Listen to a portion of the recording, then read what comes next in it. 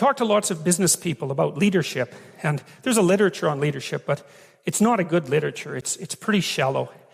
Partly because it's not that easy to define leadership, and partly because there are different, people have different temperaments, and different temperaments can be leaders. They just do it in different ways. Now, there's something in common about being a leader, though, and I would say one is that if you're an actual leader, you actually know where you're going, right? Because what are you going to do? Lead people in circles? It's like maybe they'll follow you, but you're not a leader. You're just a charlatan. So you have to know where you're going, and then you have to be able to communicate that, and then people have to trust you, so you actually have to be honest, because people aren't that stupid, at least not for a long period of time. And then where you're going has to have some value, because otherwise, why would anyone want to go along with you? And then you might say, well, what are the attributes then that make you a leader? And I would say, well, they're characterological, fundamentally. And this is not naive optimism or casual moralizing. It has nothing to do with that. We know, for example, that conscientiousness, the personality trait, is a good predictor of long-term success in most occupations, not all, but most, and that one of the things that's associated with conscientiousness is that people keep their word, they're trustworthy. And that's certainly one element of a leader, especially across any reasonable amount of time. You have to be able to trust the person. They can even be harsh, right? It doesn't matter, because you can see harsh leaders and kind leaders. But as long as they do what they say they will do, then you can follow them, and you know that the future payoff is secure, something like that. So the idea that characterological development is more important to leadership than being a firstborn, that's a very crucial psychological realization, that it's characterological development that makes you favored of God. And I do think we've forgotten this in many ways, because there isn't a lot of emphasis in our education system on characterological development.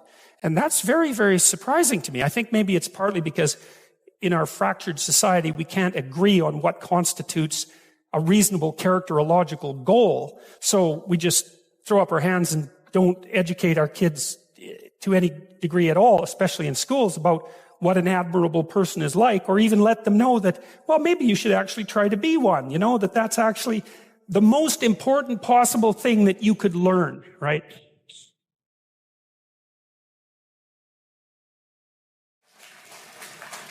So, and I also think, and I think this is laid out very thoroughly in the biblical stories as well, is that if there are enough people who are admirable, then things work. And if there aren't, then things are terrible. You get wiped out. And remember, when Abraham is bargaining with God with regards to Sodom and Gomorrah, he asks God to save the city if there's like 40 admirable people, right? Respectable. But let's say admirable, right? I don't want to say good, because good is being corrupted in some sense by casual usage.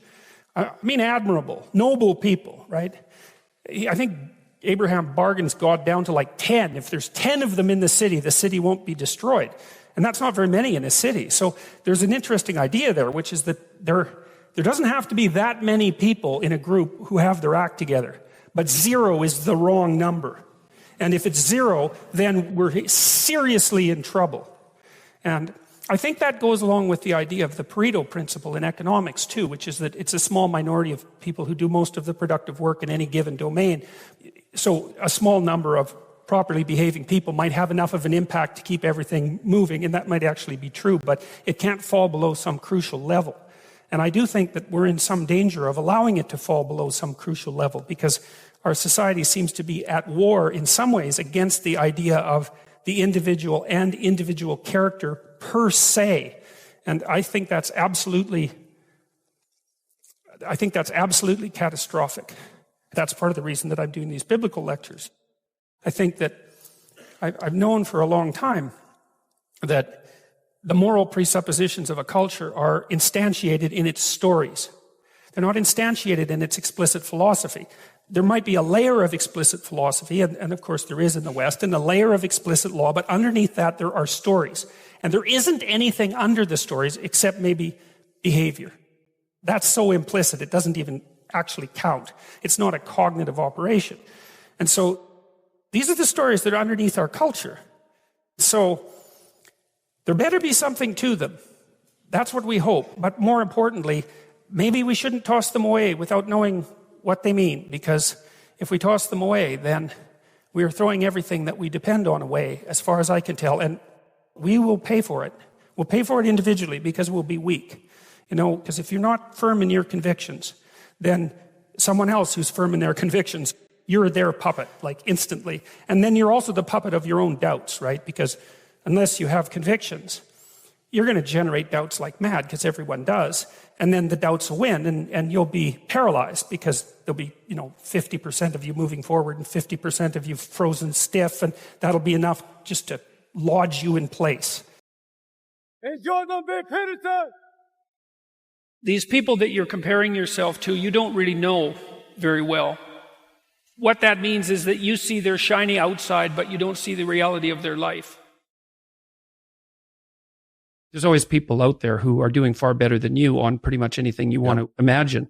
And if all you're doing is seeing yourself in their reflected light, let's say, then it's going to be pretty damn dismal. But it's not a good comparison because, well, first of all, there's danger in just comparing yourself to others, period, because they're not you. And God only knows what struggles they had to undertake to get to where they were, or what burdens they're currently carrying that you're not aware of.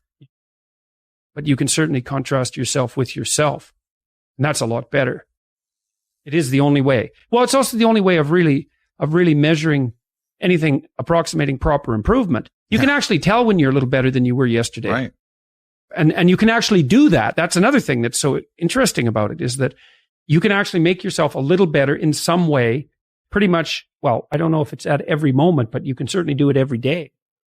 Be careful who you share good news with, because you want to share good news with people who are going to be genuinely happy for you, and be careful who you share bad news with, because that's equally tricky. You want someone who will listen to you when you're having trouble and allow you your grief. Beauty calls people to their higher being, I would say, and to make friends with beauty is to introduce yourself very carefully to one of the mysteries of life that make it worth living. There's never been a better time for the majority of people to be alive. And the future, although we're vulnerable and terrible things can always happen to us, it's hard to make a case that the future doesn't look comparatively positive. We're becoming extremely technologically sophisticated, and the world is changing at an incredibly rapid rate, and the only way we're going to be able to manage that in a positive way is if each of us, or as many of us as possible, are capable of making wise and careful and truthful decisions. And if we do that, then maybe things can continue to improve. You don't get people to stand up on their own 2 feet and to adopt responsibility if everything is given to them. And that's a real conundrum.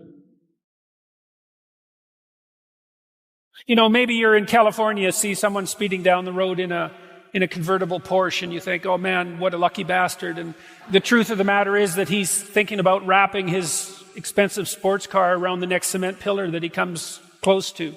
You can't tell, and people have hard lives, and even people who are comparatively fortunate have hard lives. And the ideal that you're observing that makes you jealous and resentful is in large part an illusion that's created by your own mind. You have to be careful of what you're jealous of, because you don't really know what it is. And then the other thing that's kind of useful is to understand you're quite different from other people, and you shouldn't be comparing yourself to them, because they're not like you. They don't have your family. They don't have your temperament. They don't have your troubles. They don't have your abilities. The only person that has those is you. One of the rules, I think it's rule 4, is compare yourself to who you were yesterday and not to who someone else is today. And see, that's a game you can win. The possibility that you can make yourself slightly better on a continual basis is, I think that's something that's accessible to everyone. I think that's equivalent to leading a virtuous life. And there is something to be said for virtue and truth. And that is one thing. Another thing that I've noticed about people who've been phenomenally successful is that they really do everything they can to live a truthful life. And you can get a bloody long ways by being honest. You got to know that there are differences in intelligence. It's really important. If you go into a job and you're not smart enough for that job, you're going to have one bloody miserable time. And you're going to make life wretched for the people around you, because you won't be able to handle the position. But what you really want to do As far as I can tell, if you want to maximize your chances for both success and let's say well-being, is you want to find a strata of occupation in which you would have an intelligence that would put you in the upper quartile. That's perfect. Then you're a big fish in a small pond. And you don't want to be the stupidest guy in the room. It's a bloody rough place to be. So, and you probably don't want to be the smartest guy in the room either, because what that probably means is you should be in a different room. If you want to be the best at what you're doing, bar none, then having an IQ of above 145 is a necessity. And maybe you're pushing 160 in some situations. And maybe that's making you one person in 10,000 or even one person in 100,000.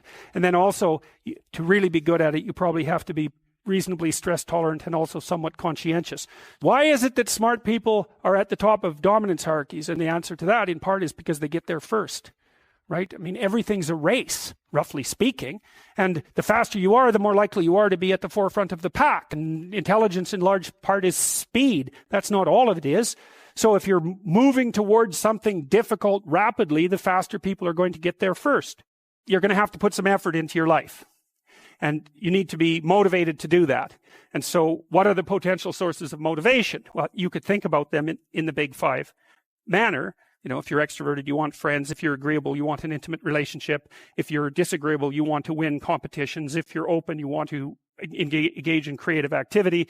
If you're high in neuroticism, you want security. Okay, so those are all sources of potential motivation that you could draw on, that you could tailor to your own, your own personality. But then there are dimensions that you want to consider your life across. And so we ask people about, well, if you could have your life the way you wanted it in 3 to 5 years, if you were taking care of yourself properly, what would you want from your friendships? What would you want from your intimate relationship? How would you like to structure your family? What do you want for your career? Well, how are you going to use your time outside of your job?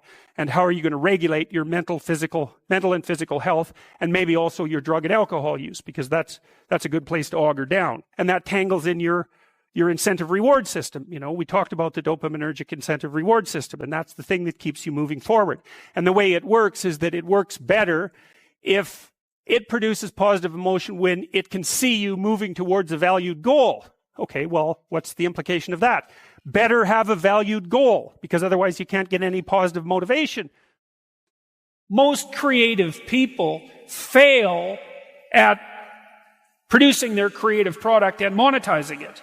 Right? So your default position, if you're a creative person, is you're going to fail. And that's because it's hard to come up with something new, and it's hard to present it to the market at the right time, and it's hard to market it.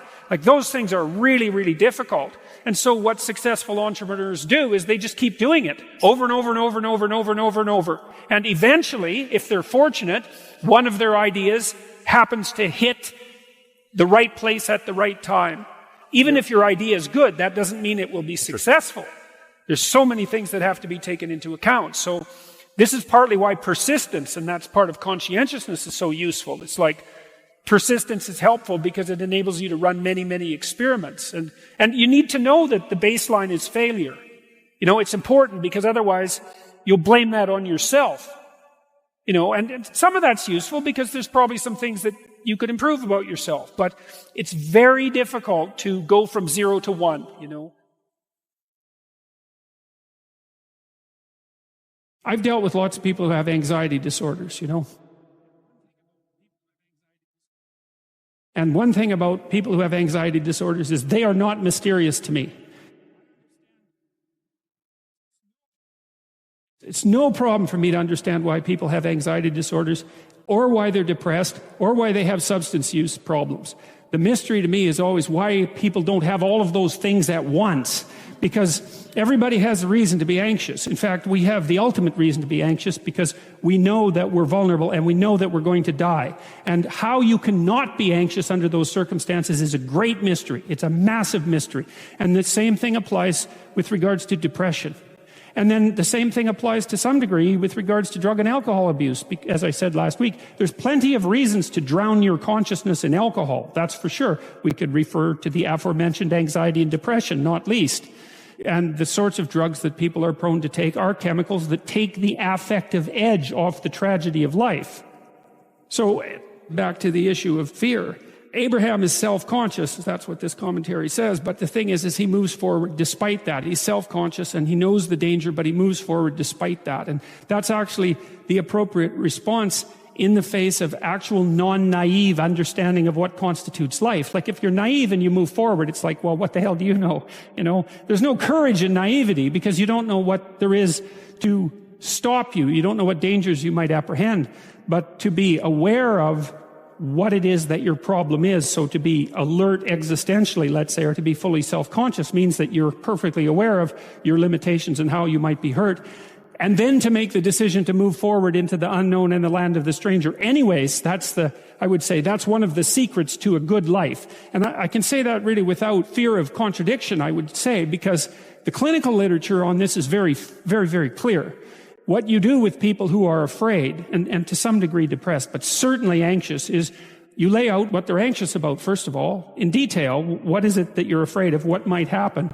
And then you decompose it into small problems, hypothetically manageable problems, and then you have the person expose themselves to the thing that they're afraid of, and what happens isn't that they get less afraid. That isn't what the clinical literature indicates exactly. What happens instead is they get braver. And that's not the same thing, right? Because if you get less afraid, it's like, well, the world isn't as dangerous as I thought it was, silly me. If you get braver, that's not what happens. What happens is, yeah, the damn world's just as dangerous as I thought. Or maybe it's even more dangerous than I thought, but it turns out that there's something in me that responds to taking that on as a voluntary challenge and grows and thrives as a consequence. And there's no doubt about this. Even the psychophysiological findings are quite clear. If you impose a stressor on two groups of people, and on one group the stressor is imposed involuntarily, and on the other group the stressor is picked up voluntarily, the people who pick up the stressor voluntarily use a whole different psychophysiological system to deal with it. They use the system that's associated with approach and challenge, and not the system that's associated with defensive aggression and withdrawal. And the system that is associated with challenge is much more associated with positive emotion and much less associated with negative emotion. It's also much less hard on you because the defensive posturing system, the prey animal system, man, when that thing kicks in, it's all systems are go for you, The pedal's pushed down to the metal and the brakes are on. You're using future resources that you could be storing for future time right now in the present to ready yourself for emergency. So there's nothing simple or trivial at all about the idea of being called to move forthrightly forward into the strange and the unknown. And there's a real adventure that's associated with that, right? So that's an exciting thing, which is part of the reason why people travel. And then also to see yourself as the sort of creature that can do that, is willing to do that on a habitual basis, is also the right kind of tonic for, I hate this word, for your self-esteem. Because the self-esteem has nothing to do with feeling good about yourself. As I already mentioned, there isn't necessarily a reason why a priori you should just feel good about yourself. But if you can view yourself acting in a courageous and forthright manner and encountering the world and trying to improve your lot and taking risks, in a non-naive way, well, then you have something that you can comfort yourself with at night when you're wondering what the whole damn point is of your futile and miserable life. And that's necessary because it's often the case that you wake up at 4 a.m, or at least sometimes the case that you wake up at 4 a.m. when things haven't been going that well, and wonder just what the hell the point is of your futile and miserable life. You have to have something real to set against that. It can't be just rationalizations about how, you're a valuable person among others, even though that's true. That's not good enough. You need something that's more realistic to set against that. And observing courage in yourself is definitely one of the things that can help you sleep soundly at night when things are destabilized a little bit around you. Identity to me is something that's practical. It's like a dramatic role that you play out in the world. And while playing that out, it has to furnish you with a life. It means that it has to be negotiated with other people. And when you're a very young child, and you first start to play with who you are, you live in a fantasy world. And so that means identity has to expand beyond its egocentric focus and increasingly be negotiated in the social world. Now imagine that you're lonely and you approach a young woman in a social situation, attempting to make some contact with her. You want to alleviate your loneliness. And so you hope you make a good impression.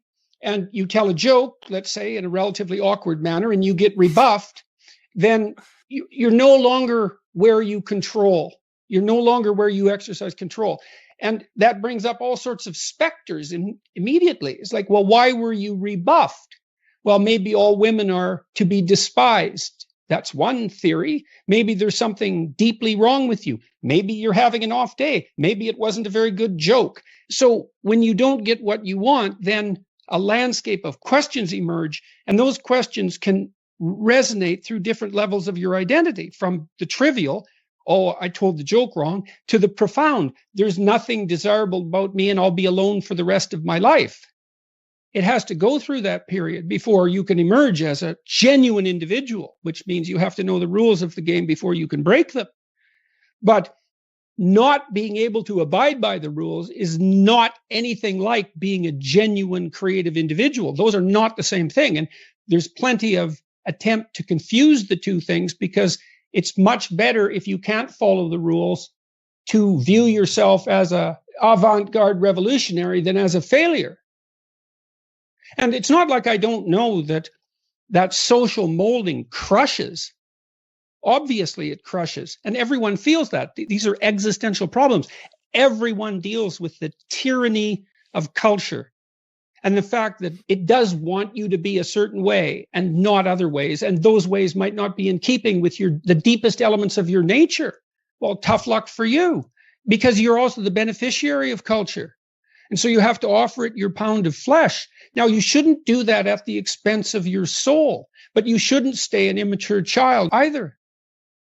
So what happens is that if you act out your identity, if you act out your beliefs in the world, and what you want doesn't happen, what happens is that your body defaults into emergency preparation for action. And the reason for that is you've wandered too far away from the campfire, and now you're in the forest, and maybe you're naked. And so what do you do then? And the answer is, well, you don't know what to do. So what do you do when you don't know what to do? And the answer is, you prepare to do everything. And the problem with that is that it's unbelievably draining psychophysiologically. Like, it hurts you. People stay where what they do has the results they want. That's partly why you want to be around people who share your cultural presuppositions. It's very hard on us not to be where we know that what we want is going to happen. We hate that. By and large, we're conservative creatures, even if we're liberal in temperament. We can't tolerate that much uncertainty. And you might ask, well, why? And the answer is, well, because you can be hurt, pain, you can be damaged, you can become intolerably anxious, and you can die. So it's no wonder you're sensitive, or very sensitive, to negative emotion. And so functional identity regulates your emotion, but you do that in concert with other people. If you're acceptable to your peers and you behave well, they'll accept you. And then they tell you all the time if you're acting appropriately. You know, if your jokes are funny, if you're dominating the conversation, if you're bringing something of value to the table. And all you have to do is pay attention to the social cues. We've been social for so long that our social nature is programmed into our biology. And so you'll be punished if you're not useful to other people by your conscience, because you're a social creature. What if you think that's all pointless? Well, that doesn't seem very helpful. Okay, so you need a sustaining meaning. Well, where do you find that? Well, you generally find it in responsibility to yourself and to other people. When I commit to something and make sacrifices, if something's valuable, you'll make sacrifices to attain it. And that discovery of sacrifice, it's one of the primary factors separating human beings from animals. Because we discovered that we could let go of something we value in the present, and we would gain something we value even more in the future. We acted that out dramatically in all sorts of strange ways over thousands and thousands of years before it was formalizable psychologically. But it's a massive discovery. I can forego gratification in a particular way and benefit in the future. You make sacrifices to make the future better. Well, what if that doesn't pay off? Well, think about that. You know what that's like. You endeavor to do something and it doesn't work. You're not appreciated for who you are. You fail. Maybe you failed despite your best efforts. Well, are you rejected by God? Well, it's as if you're rejected by God. Does it make you resentful? Does it make you bitter? Does it make you want to pull down the successful? The answer to that happens to be yes. You know, it's harsh that the rewards of life are indiscriminately distributed. It's hard on everyone, but it doesn't help. It doesn't help to become bitter. And it's not like I don't understand the temptation. And I see this in this culture war. I see this resentment. It colors the definition of identity. This attack on meritocracy. It's an attack on merit itself. You're lucky that there's such a thing as a job, or better yet, a career. You're lucky that there's such a thing as friendship, as marriage. All of these social institutions. And how do we know when something needs to be changed? We don't know. So we have to argue about it. And in order to argue about it effectively, we have to be able to talk to each other across our identity boundaries. And then we can decide, well, should this be maintained or should this be transformed? We have to strive not to be wretched. There's something that doesn't seem fair about that. Why couldn't we just be happy being who and what we are? Why is it that we're punished if we don't strive? Well, I don't know. We're negentropic organisms, right? I mean, we have to maintain this incredible complexity in the face of a dissipating universe. It requires effort. The positive emotion that we find sustaining is experienced in relationship to an unachieved goal. It's hope that drives us forward. We want something, and if we see ourselves moving towards that, then we're in the grip of the positive emotion that we find sustaining. It isn't the attainment. Attainment is satiating. Attainment shuts down the system that has been striving for that particular object of attainment. If you're hungry and you eat, you stop being hungry. Now, that's good because the hunger is gone, but that whole frame disappears. You can no longer strive within that frame, and you need a new frame to strive towards. Don't you have a conscience? Doesn't it bother you? And then, can you control it? And the answer to that is almost inevitably no. It calls you to account. And why? Well, because you've deviated from the ideal. Whose ideal? An ideal that's making itself known within you, at least insofar as the objection arises. You wake up at 3 a.m. and torture yourself for your iniquities. And you would think, well, I could just shut that off. It's me, after all. But you can't shut it off. You're nothing compared to your conscience. Now, it's strange because you can ignore it. You can not live according to its dictates, but it's not going to leave you alone. I took what I learned about what happened in the Second World War seriously. It's like, wow, we can be really bad. We should do something about that. Like, that was unacceptable. We're getting so powerful that each individual is now a force of almost unimaginable destructive power if they so choose to be. That power is going to continue to increase. And what that means is that the degree to which each of us has our act together is going to be something upon which the world increasingly depends for its maintenance. It's like discipline yourself in one dimension. See what happens. Well, that's exciting. I don't understand, really. And it's really killing me, I think. I might mean that literally. I don't understand why I'm so controversial. I can't figure that out. It's very distressing to me. I'm ashamed, of what's happened to me. What do you mean? And I'm very hurt. I'm a very destroyed person in many ways. And so I feel unworthy. Unworthy of what? Oh, you name it. I hope people find it useful. I hope it alleviates some unnecessary suffering. That's Sure. the goal. I'm very fortunate in that regard. I get letters from people all the time that they open up their hearts. It's really something. But I am somewhat nonplussed, let's say, for all this work. I'm pretty broken. It's not easy to know what to do with, the cheers of 1 million people. It's overwhelming. It's dangerous. I don't think I've unfairly benefited from it. I'm not a hedonistic person. My lifestyle hasn't changed. I think there's more of me outside of me now than there is inside of me. When I put those first videos up, this was bothering me, this piece of legislation. And I talked to my wife and my son sort of casually. I said, well, I'm going to make these videos, see what happens. And famous last words. The best we have might not always work, but it's still the best we have. And the fact that it might not work doesn't mean we should throw it away. It's still the best we have. I mean, everyone dies, and so we fail in some sense. The fact that a symphony ends doesn't mean that it wasn't worth listening to.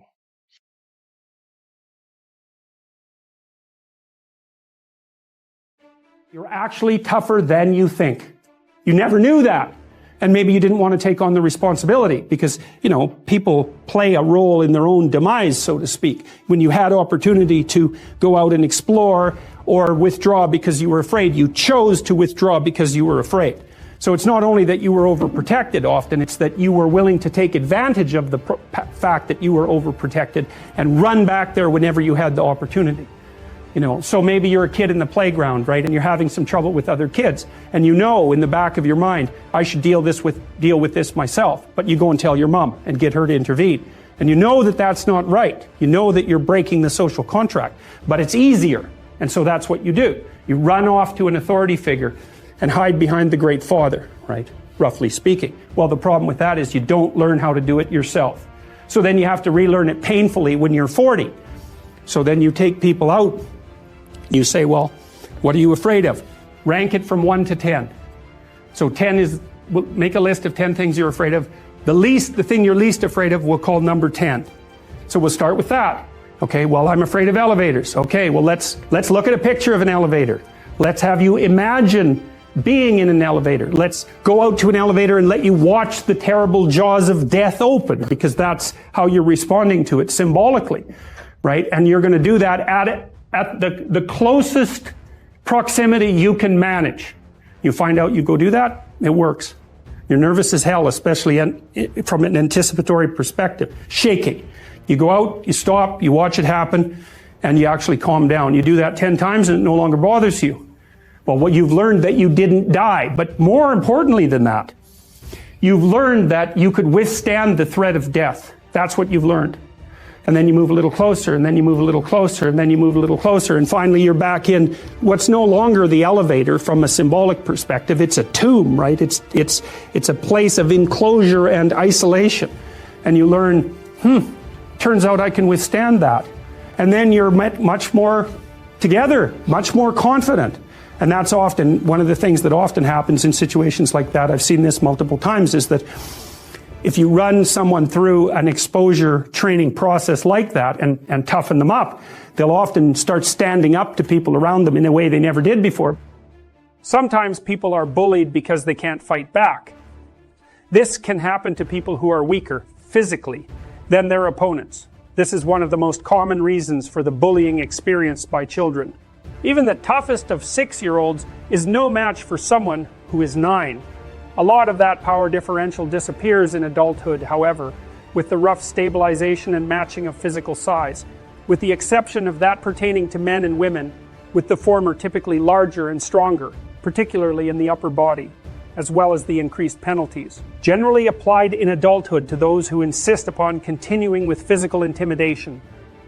But just as often, people are bullied because they won't fight back. This happens not infrequently to people who are by temperament compassionate and self-sacrificing, particularly if they're also high in negative emotion and make a lot of gratifying noises of suffering when someone sadistic confronts them. Children who cry more easily, for example, are more frequently bullied. It also happens to people who have decided for one reason or another, that all forms of aggression, including even feelings of anger, are morally wrong. I have seen people with a particularly acute sensitivity to petty tyranny and over-aggressive competitiveness restrict within themselves all the emotions that might give rise to such things. With their capacity for aggression straight, jacketed within a too narrow morality, those who are only or merely compassionate and self-sacrificing and naive and exploitable cannot call forth the genuinely righteous and appropriately self-protective anger necessary to defend themselves. If you can bite, you generally don't have to. When skillfully integrated, the ability to respond with aggression and violence decreases, rather than increases the probability that actual aggression will become necessary. If you say no early in the cycle of oppression, and you mean what you say, which means you state your refusal in no uncertain terms and stand behind it, then the scope for oppression on the part of oppressor will remain properly bounded and limited. Naive, harmless people usually guide their perceptions and actions with a few simple axioms. People are basically good. No one really wants to hurt anyone else, the threat. And certainly, the use of force, physical or otherwise, is wrong. These axioms collapse, or worse, in the presence of individuals who are genuinely malevolent. Worse means that naive beliefs can become a positive invitation to abuse, because those who aim to harm have become specialized to prey on people who think precisely such things. Under such conditions, the axioms of harmlessness must be retooled. In my clinical practice, I often draw the attention of my clients who think that good people never become angry to the stark realities of their own resentments. No one likes to be pushed around, but people often put up with it for too long. So I get them to see their resentment first as anger, and then as an indication that something needs to be said. If not done, not least because honesty demands it. Then I get them to see such action as part of the force that holds tyranny at bay, at the social level, as much as the individual. Many bureaucracies have petty authoritarians within them, generating unnecessary rules and procedures simply to express and cement power. Such people produce powerful undercurrents of resentment around them which, if expressed, would limit their expression of pathological power. It is in this manner that the willingness of the individual to stand up for him or herself protects everyone from the corruption of society. When naive people discover the capacity for anger within themselves, they are shocked, sometimes severely. A profound example of that can be found in the susceptibility of new soldiers to post-traumatic stress disorder, which often occurs because of something they watch themselves doing, rather than because of something that has happened to them. They react like the monsters they can truly be in extreme battlefield conditions, and the revelation of that capacity undoes their world. And no wonder, perhaps they assumed that all of history's terrible perpetrators were people totally unlike themselves. Perhaps they were never able to see within themselves the capacity for oppression and bullying, and perhaps not their capacity for assertion and success as well. I have had clients who were terrified into literally years of daily hysterical convulsions by the sheer look of malevolence on their attackers' faces. Such individuals typically come from hyper-sheltered families, where nothing terrible is allowed to exist, and everything is fairyland wonderful, or else. When the awakening occurs, when once naive people recognize in themselves the seeds of evil and monstrosity, and see themselves as dangerous, at least potentially, their fear decreases. They develop more self-respect. Then perhaps they begin to resist oppression. They see that they have the ability to withstand because they are terrible too. They see they can and must stand up because they begin to understand how genuinely monstrous they will become, otherwise feeding on their resentment, transforming it into the most destructive of wishes. To say it again, there is very little difference between the capacity for mayhem and destruction, integrated, and strength of character. This is one of the most difficult lessons of life. Life is difficult, and you cannot protect your children. What you can do is prepare them, and you can prepare them to be strong and courageous and truthful and resilient and reciprocal in their interactions with other people. And that means you equip them for what life will be, which is at minimum, a series of difficult challenges, and often more than that, because of course people go through very difficult times in their lives. And a resilient person is capable of standing up to things in the face of fear and moving forward voluntarily, convinced of their own competence and ability to prevail. And so your primary goal as a parent, apart from facilitating your child's social desirability, which is a major obligation on your part, is to encourage your children and I mean that literally, to instill in them a sense of courage in the face of the difficulties of life, and not to protect them from that. We don't even want to be protected from those difficulties, because a major part of life and its meaning is the challenge that comes with confronting difficulties. Maybe you are a loser, and maybe you're not. But if you are, you don't have to continue in that mode. Maybe you just have a bad habit. Maybe you're even just a collection of bad habits. Nonetheless, even if you came by your poor posture, honestly, even if you were unpopular or bullied at home or in grade school, it's not necessarily appropriate now. Circumstances change. If you slump around with the same bearing that characterizes a defeated lobster, people will assign you a lower status, and the old counter that you share with crustaceans sitting at the very base of your brain will assign you a low dominance number. Then your brain will not produce as much serotonin. This will make you less happy, and more anxious and sad, and more likely to back down when you should stand up for yourself. It will also decrease the probability that you will get to live in a good neighborhood, have access to the highest quality resources, and obtain a healthy, desirable mate. It will render you more likely to abuse cocaine and alcohol as you live for the present in a world full of uncertain futures. It will increase your susceptibility to heart disease, cancer, and dementia. All in all, it's just not good. Circumstances change, and so can you. Positive feedback loops, adding effect to effect, can spiral counterproductively in a negative direction, but can also work to get you ahead. That's the other, far more optimistic lesson of Price's law and the Pareto distribution. Those who start to have will probably get more. Some of these upwardly moving loops can occur in your own private subjective space. Alterations in body language offer an important example. If you are asked by a researcher to move your facial muscles, one at a time, into a position that would look sad to an observer, you will report feeling sadder. If you are asked to move the muscles one by one into a position that looks happy, you will report feeling happier. Emotion is partly bodily expression and can be amplified or dampened by that expression. Some of the positive feedback loops instantiated by body language can occur beyond the private confines of subjective experience in the social space you share with other people. If your posture is poor, for example, if you slump, shoulders forward and rounded, chest tucked in, head down, looking small, defeated and ineffectual, protected in theory against attack from behind, then you will feel small, defeated, and ineffectual. The reactions of others will amplify that. People, like lobsters, size each other up, partly in consequence of stance. If you present yourself as defeated, then people will react to you as if you are losing.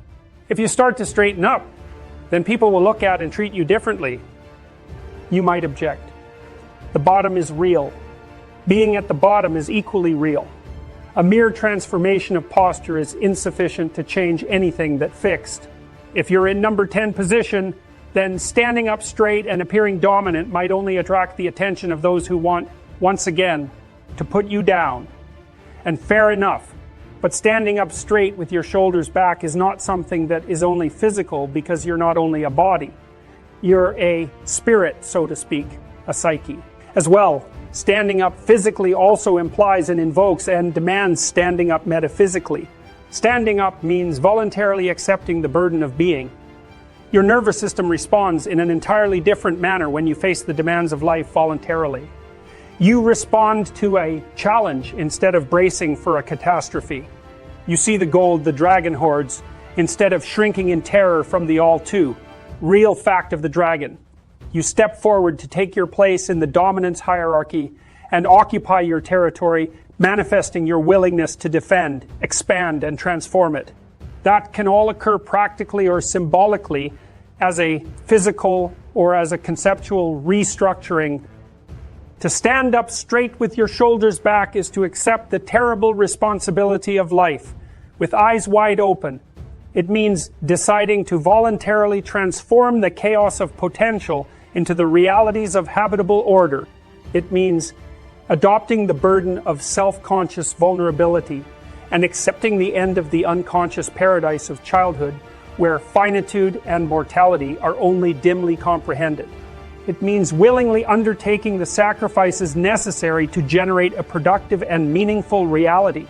It means acting to please God in the ancient language.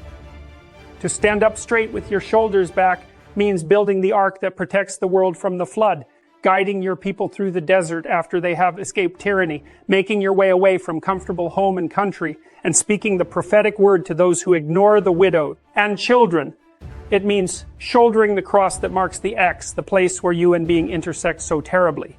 It means casting dead, rigid, and too tyrannical order back into the chaos in which it was generated. It means withstanding the ensuing uncertainty and establishing, in consequence, a better, more meaningful, and more productive order. So, attend carefully to your posture. Quit drooping and hunching around. Speak your mind. Put your desires forward as if you had a right to them, at least the same right as others. Walk tall and gaze forthrightly ahead. Dare to be dangerous. Encourage the serotonin to flow plentifully through the neural pathways desperate for its calming influence. People, including yourself, will start to assume that you are competent and able, or at least they will not immediately conclude the reverse. Emboldened by the positive responses you are now receiving, you will begin to be less anxious. You will then find it easier to pay attention to the subtle social clues that people exchange when they are communicating.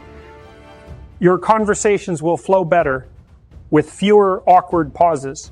This will make you more likely to meet people, interact with them, and impress them. Doing so will not only genuinely increase the probability that good things will happen to you, it will also make those good things feel better when they do happen. Thus, strengthened and emboldened, you may choose to embrace being and work for its furtherance and improvement.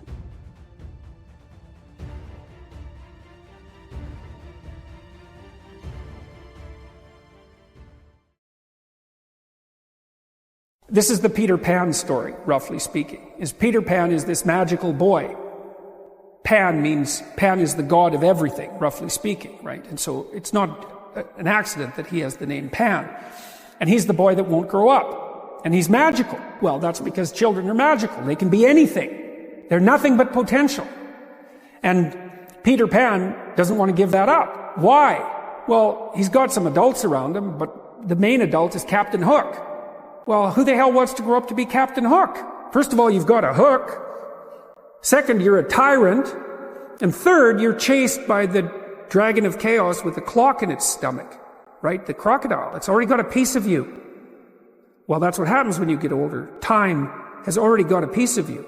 And eventually, it's got a taste for you. And eventually, it's going to eat you. And so Hook is so traumatized by that he can't help but be a tyrant.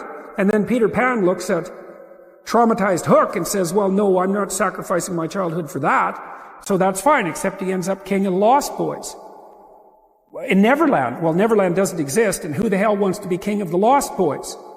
And he also sacrifices the possibility that he'll have a real relationship with a woman, because that's Wendy, right? And she's kind of conservative, middle-class, London-dwelling girl. She wants to grow up and have kids and have a life. She accepts her mortality. She accepts her maturity.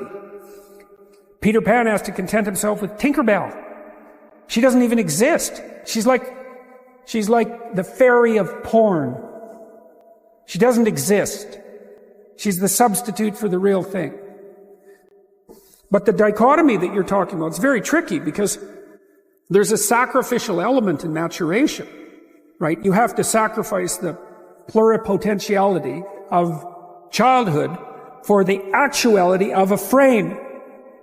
And the question is, well, why would you do that? Well, one reason is it happens to you whether you do it or not. You can either choose your damn limitation, Or you can let it take you unaware when you're 30. Or even worse, when you're 40. And then that is not a happy day. I see people like this, and I think it's more and more common in our culture because people can put off maturity without suffering an immediate penalty. But all that happens is the penalty accrues, and then when it finally hits, it just wallops you, because when you're 25, you can be an idiot. It's no problem. Even when you're out in a job search, it's like, well, you don't have any experience and you're kind of clueless. It's, yeah, you're young. It's no problem. That's what young people are like, but they're full of potential. Okay, well, now you're the same person at 30. It's like people aren't so thrilled about you at that point. It's like, what the hell have you been doing for the last 10 years? Well, I'm just as clueless as I was when I was 22. It's, yeah, but you're not 22. You're an old infant. Right? And that's an ugly thing, an old infant. So, part of the reason you choose your damn sacrifice, because the sacrifice is inevitable. But at least you get to choose it. And then there's something that's even more complex than that, in some sense, is that the problem with being a child is that all you are is potential. And it's really low resolution. You could be anything, but you're not anything. So then you go and you adopt an apprenticeship, roughly speaking. And then you become something. And when you're something, that makes the world open up to you again. Like if you're a really good plumber, then you end up being far more than a plumber, right? You end up being a good employer. If you're a really good plumber, well, then you have some employees, you run a business, you train some other people, you enlarge their lives, you're kind of a pillar of the community, you have your family. Once you pass through that narrow training period, which narrows you and constricts you and develops you at the same time, then you can come out the other end with a bunch of new possibility at hand. And Jung talked about that. He thought that part of the proper path of development in the last half of life was to rediscover the child that you left behind as you were apprenticing. And so then you get to be something and regain that potential at the same time. Very, very smart. Well, he was very, very smart. So that's very wise thing to know. So, yep. Sacrifice. You get to pick your damn sacrifice. That's all. You don't get to not make one. You're sacrificial whether you want to be or not. That's a good thing to know as well.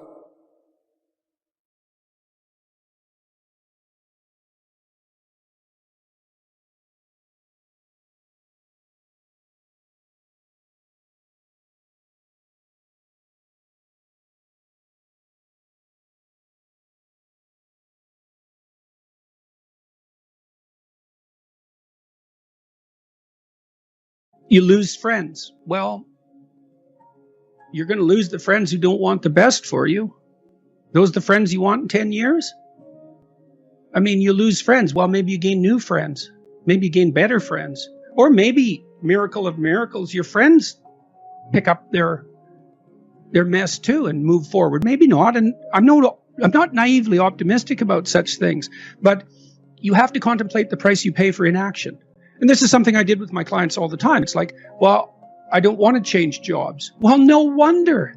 It's like, you have to go put yourself out to be interviewed. You have to send out 500 resumes. You have to be rejected 499 times. You have to polish your interview skills. You have to update your CV, which means you have to take a real look at the inadequacies in your preparation. And maybe you won't find a better job. It's like, no wonder you're afraid of that. Okay, you're in this job you hate, and it's 10 years from now. How does that look? Think about that. You already know you're in a little hell. You know perfectly well it's going to get worse. Which is more frightening? Action or inaction? Well, the thing about inaction is you're blind to it, eh? So you can hide from it. Well, that's chapter 3 again. Do not hide things in the fog. Do not make the assumption that inaction has no price. And so then you think, I'm terrified of this, but I'm even more terrified of that.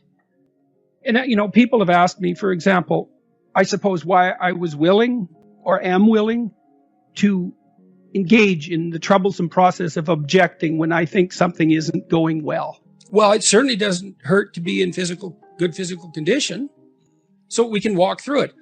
Stop drinking too much. How do you know if you're drinking too much? You regret what you do when you're drinking. It's interfering with other important goals. It's causing you financial distress. It's getting you in trouble with your friends or your family. It's getting you in trouble with the police. Okay, so stop abusing substances if you can, right? If you see that they're hurting you. And alcohol is particularly pernicious in that regard. So, physical health. Are you in decent shape? Are you strong and coordinated? And if you're not, well, you'd be better if you were. You'd feel better, you'd be more effective, you'd live longer, you'd be less sick. And you really see that mount up. Like if someone's been in shape once in their life, they age way better. And it's also a really good way of maintaining your cognitive ability. Like, you know, you hear about those exercises that you can do online to make you smarter and keep your cognitive ability intact. Yep. Those don't work. There's no evidence that they work. People keep saying that they make you smarter or they maintain your cognitive function. Psychologists have studied that for 50 years, hoping that one of those things will work. Trying all sorts of creative tacks, they don't work. Exercise works. Cardiovascular and weightlifting. You start to decline in your fluid intelligence at about the age of 25. And it's a linear trend downhill, and it can accelerate as you get older. It's just like this, quite ugly. If you exercise, you stave that off. So that's really useful. Maintain your relationships and foster them. So when I look at successful people, they're really good at something. They're reliable, right? You can count on their word. They're generous, and they have a wide connection network, which becomes more and more valuable as you get older. Yeah. So it's one advantage that older people really have over younger people. They have a connection network, and a connection network is huge. Well, you could be connected to 1,000 well-connected people. Okay, that means you are connected to the entire world. Right, it's unbelievably valuable. And that's one of the things that's so absolutely remarkable about the situation that I'm in right now. As far as one of the great benefits is I can contact pretty much anybody and they'll talk to me. It's like, really? That's so cool. I'm interested in infrastructure for reasons I won't get into, but I'm interested in infrastructure development. I think it's a good method of wealth transfer. It's a good solution to the problem of inequality and employment. I reached out to a leading expert on infrastructure last week to see if he'd talk to me. I thought, I don't know anything about infrastructure except that it's worn to a frazzle and we should do something about it. You know, he agreed to talk. And having a connection network is of inestimable value. It's huge. Reliability, generosity, you can work on both of those. Philosophical sophistication, it's very useful because it orients you properly. You have a sophisticated sense of the world. You find, for example, that doing things for other people is actually more rewarding than virtually anything else you can do. You know, and you hear you should be of service to other people. Well, if you actually watch yourself, you pay attention to yourself and you do something that helps someone else and it genuinely helps them, I defy you to find another experience that is that satisfying. It's actually quite stunning how satisfying that is. And so that's a very useful thing to realize. Because I'm more afraid of the consequences of inappropriate silence. It's not that I'm brave. It's that I'm more terrified of the alternative. So I don't engage in the alternative. And I don't know, maybe I have a knack for that to some degree. Maybe it's a consequence of clinical training, but you know, I can walk into people's houses and look around and I think, okay, there's something up here. And I mean, people have that ability. You know, I walked into a house once and and the dishwasher was in the middle of the kitchen, and it was undone and had obviously been there for a couple of weeks, and the fridge had food in it that was no longer food, and the cupboards had unopened wedding gifts in them, like 5 years after the marriage. I thought, there's a lot of things in this household that are being swept under the rug. And that was all laid out in the practical environs.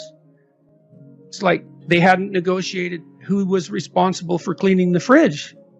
They hadn't even been able to open their wedding gifts. It's like something's rotten, deeply so. And so I could see where that was headed without a tremendous amount of effort on the part of the people. And it didn't work. They were divorced, a couple of years after that in a very ugly manner for very ugly reasons. Well, I knew where that was headed, and under different circumstances, I would have said, what the hell is that box doing there? Oh, it's nothing. Yeah, no, wrong. It's not nothing. That's a little portal to hell. I can see it, and so could you if you looked, but you won't. And I mean that literally, because people won't look. They'll walk into a room like that, and they will not look at that thing. Absolutely. And that's because if they look, they'd see. And they don't want to see, and no wonder, but the consequence of blindness is worse. It's worse. I mean, I have this, my family would like some peace, because I seem to be embroiled in one thing after another. And, they have a point, but peace is very hard to obtain. And I can't be blind to what I see in the broader world around me. Not if I see it.